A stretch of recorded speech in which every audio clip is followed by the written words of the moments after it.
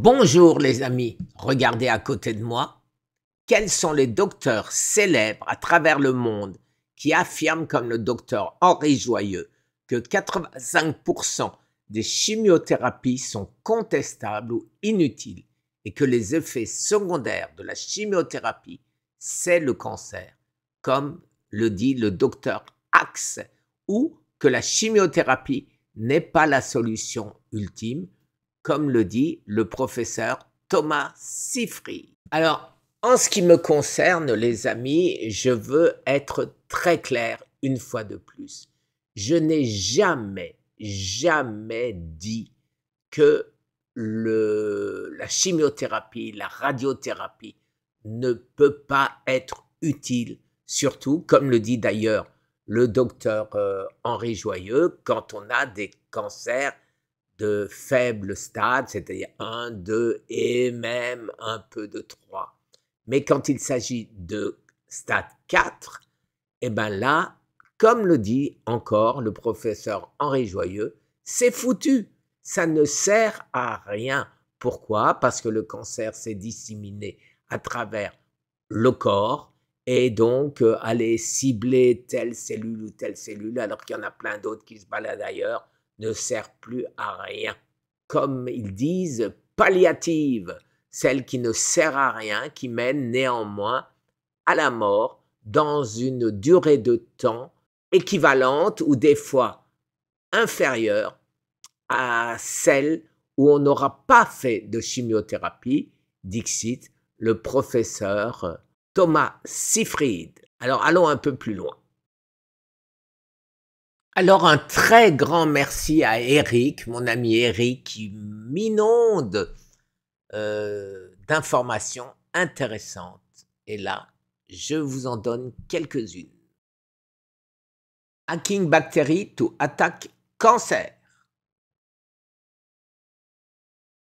The cure for cancer was discovered 42 years ago. Le dandelion, c'est le pissenlit qui tuerait 98% des cellules de la leucémie. En Corée, voilà, transformation des cellules du cancer en cellules normales. Alors les amis, en ce qui me concerne, une fois de plus, je vous parle souvent du professeur William Li et du professeur ou médecin, lui, je ne sais pas, Jason Fung. Et je vous suggère d'aller dans mes playlists pour regarder leurs vidéos et en quoi c'est intéressant. Et maintenant, les amis, j'aimerais vous montrer, puisqu'il le dit, ChatGPT contre le cancer. Alors, je me suis amusé, si on peut dire amusé, parce que ce n'est pas amusant du tout. J'ai posé des questions, la même question que je me pose en ce qui concerne la position de la médecine en ce qui concerne, bien sûr, la chimiothérapie. Alors, quels sont les docteurs célèbres à travers le monde qui affirment, je l'ai déjà dit, et vous pouvez lire. Voilà, alors, je défile, les amis. Henri Joyeux, Dr H, Thomas Seyfried, Ulrich Abel, Hardin B. Jones, Alan Nixon, Maurice Fox et Pomato et Dr M. Dargent. Alors, pourquoi? Eh bien voilà, surutilisation et intérêt financier, efficacité limitée, effets secondaires graves, nouvelles approches. Voilà, et donc là, on parle de notre ami Thomas Seyfried. Nuance importante, conclusion, voilà.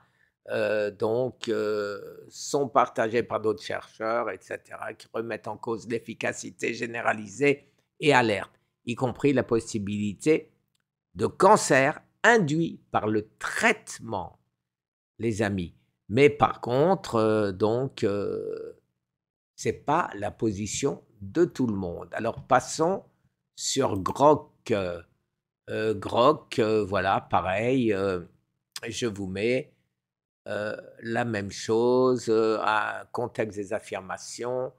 Voilà, donc, alors, toutes ces, je vais pas vous défiler euh,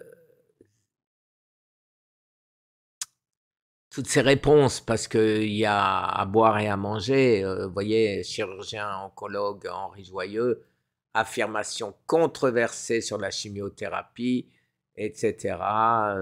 Bon, cependant, le docteur Joyeux est une figure controversée. Il a été interdit d'exercer la médecine pendant 2 ans à partir de 2024 pour des déclarations fallacieuses sur les vaccins.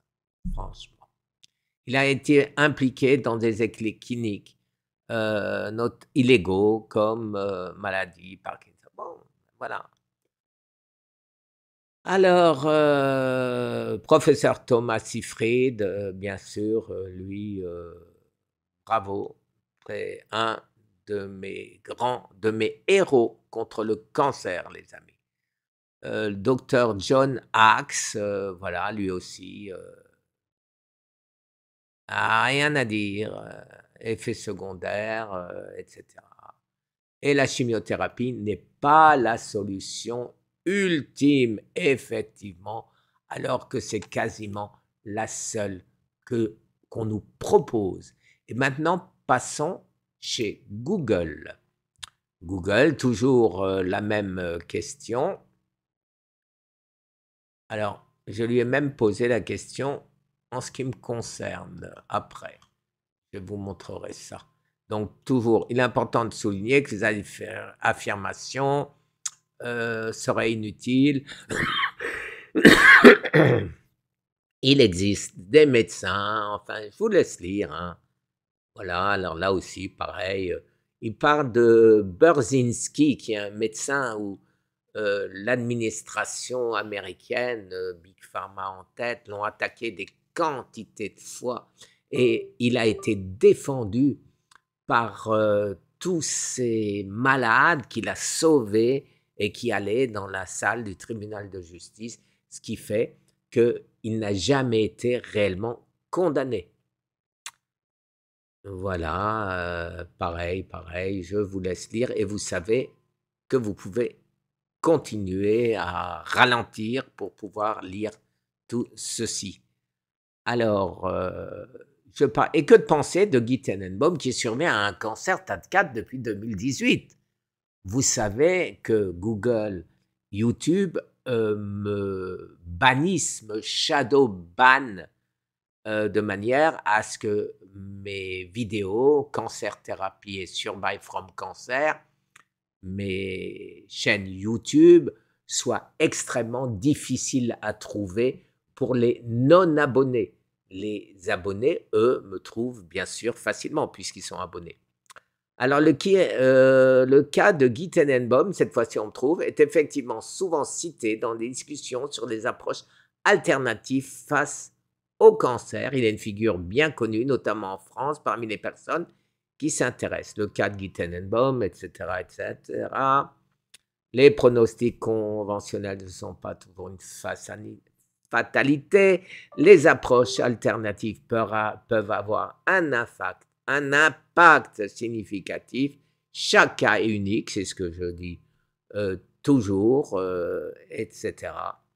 Alors, il est crucial de considérer son cas avec une perspective équilibrée, en tenant compte du point de vue de la médecine conventionnelle et de la méthodologie scientifique. Personnellement, je réponds à ça. Médecine conventionnelle, non. Science publiée dans les grands journaux scientifiques à travers le monde, Nature, PubMed, British Journal of Health, etc., etc. Oui, eux, ils savent, à mon avis, de quoi ils parlent. Méthodologie scientifique. Alors, ça veut dire quoi? Ça veut dire qu'il faudrait appliquer à certains mon traitement, si je peux appeler ça comme ça, et à d'autres leur donner du placebo ou rien du tout et les laisser mourir. Non, je ne suis pas pour la méthodologie scientifique, à savoir en particulier celle-là. Je suis un cas anecdotique, les amis. Aussi inspirant soit-il, le cas est une expérience individuelle. C'est ce que je dis toujours, demandez à votre médecin si vous pouvez le faire, si vous pouvez me suivre dans le cas. Voilà, alors là, vous voyez que sur des grands groupes de patients, c'est ce que par rapport à un groupe témoin, c'est lamentable. On choisit, on tire au sort des gens qu'on va laisser sciemment mourir pour prouver que ça marche ou que ça marche pas. C'est lamentable, personnellement. Je trouve ça vraiment pire que lamentable. Variabilité du cancer, effectivement, des cancers est incroyablement variable. Même au stade 4, certains cancers peuvent progresser plus lentement que prévu. Ça, je n'ai pas trouvé d'articles dans les journaux scientifiques qui nous disent ça. Des rémissions spontanées, bien que rares, sont documentées. Alors, rémission spontanée, il faudrait s'intéresser à savoir qu'a fait cette personne qui a eu les rémissions spontanées. Regardez le nombre de livres qui sortent aujourd'hui sur les 9 clés de la guérison et c'est toujours les mêmes. Et eux, c'est des guérisons spontanées. Difficulté d'établir la causalité. Ça, 100% d'accord. Je fais tellement de choses que c'est impossible de savoir si ça, c'est inutile, si ça, c'est utile, et si ça plus ça n'est pas dangereux. Mais quand je demande à ces grands connaisseurs, à ces grands oncologues, qu'est-ce que je dois supprimer ou qu'est-ce que je dois rajouter? Ils me disent, comment pourrais-je le savoir? Et je réponds donc, et moi donc? Risque de généralisation, c'est ce que bien sûr je ne veux pas.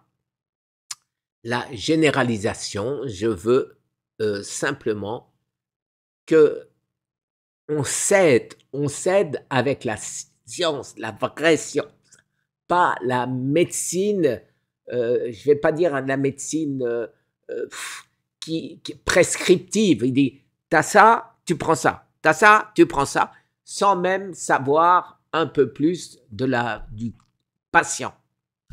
Alors, en résumé, les amis, le parcours de Guy Tenenbaum est exceptionnel et interpelle. Il illustre la résilience humaine, l'importance mindset, c'est ce que je dis toujours, la prise en charge globale et le fait que les statistiques ne s'appliquent pas toujours à l'individu. Pour beaucoup, il est un symbole d'espoir dans l'exploration de voies différentes. Voilà, ça, 100% d'accord. Cependant, il fallait bien, d'un point de vue médical et scientifique basé sur les preuves. Quelles sont les preuves? Quelles sont les preuves? Il n'y a jamais eu d'études pour savoir si ce que je fais marche. Pourquoi? Parce que ça coûte zéro et qu'il n'y a pas d'argent à gagner avec ce que je fais, comme à l'époque avec Burzynski. La décision de traitement pour un cancer doit toujours être prise en tenant compte de toutes les options disponibles, en discutant ouvertement avec une équipe médicale informée. Voilà. Et en pesant les bénéfices potentiels, les risques et les preuves scientifiques disponibles, qui n'existent pas, pour chaque cas individuel. Voilà les amis, j'arrête là. Toutes ces études, je les mets, vous le savez, sur mon compte X, puisque je ne veux pas risquer d'être de nouveau considéré comme étant un danger pour la population malade du cancer, ce qui n'est de loin pas le cas, puisque tout ce que je dis, tout ce que je fais, c'est publié dans les grandes revues scientifiques mondiales. Merci les amis, je vous souhaite une excellente journée. Au revoir.